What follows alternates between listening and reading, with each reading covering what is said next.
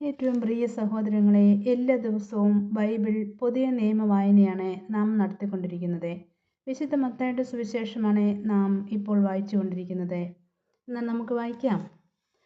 യോഹന്നാൻ ബന്ധനസ്ഥനായെന്ന് കേട്ടപ്പോൾ യേശു ഗലീലയിലേക്ക് പിൻവാങ്ങി. അവൻ നസ്രത്ത് വിട്ട് സെബുലൂണിൻ്റെയും നഫ്താലിയുടെയും അതിർത്തിയിൽ സമുദ്രതീരത്തുള്ള കഫർനാമിൽ ചെന്ന് പാർത്തു. ഇത് യേശയ്യാ പ്രവാചകൻ വഴി അരുളി ചെയ്യപ്പെട്ടത് നിവൃത്തിയാകുവാൻ വേണ്ടിയാണ്. സമുദ്രത്തിലേക്കുള്ള വഴിയിൽ ജോർദാന്റെ മറുകരയിൽ സെബുലൂൺ നഫ്താലി പ്രദേശങ്ങൾ, വിജാതിയരുടെ ഗലീലി, അന്ധകാരത്തിൽ സ്ഥിതി ചെയ്തിരുന്ന ജനങ്ങൾ വലിയ പ്രകാശം കണ്ടു. മരണത്തിന്റെ മേഖലയിലും നിഴലിലും വസിച്ചിരുന്നവർക്കായി ഒരു ദീപ്തി ഉദയം ചെയ്തു. അപ്പോൾ മുതൽ യേശു പ്രസംഗിക്കുവാൻ തുടങ്ങി, മാനസാന്തരപ്പെടുവിൻ, സ്വർഗരാജ്യം സമീപിച്ചിരിക്കുന്നു.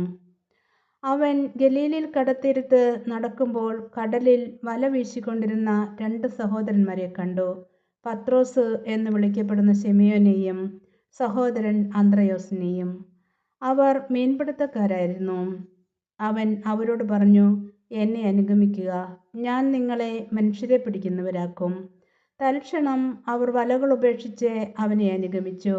അവർ അവിടെ നിന്നും മുന്നോട്ട് നീങ്ങിയപ്പോൾ വേറെ 2 സഹോദരന്മാരെ കണ്ടു, സെബെദീപുത്രനായ യാക്കോബും സഹോദരൻ യോഹന്നാനും.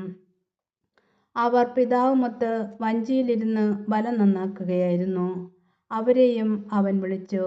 തൽക്ഷണം അവർ വഞ്ചി ഉപേക്ഷിച്ച് പിതാവിനെയും വിട്ട് അവനെ അനുഗമിച്ചു.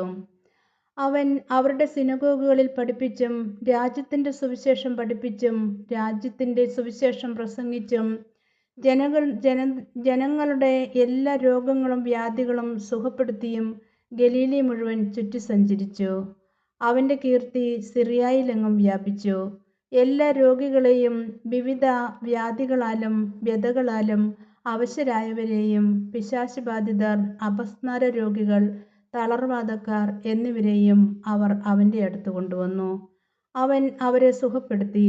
ഗലീലി, ദെക്കാപോളിസ്, ജെറുസലേം, യൂദയ, യോർദാന്റെ മറുകര എന്നിവിടങ്ങളിൽ നിന്നും വലിയ ജനക്കൂട്ടങ്ങൾ അവനെ അനുഗമിച്ചു.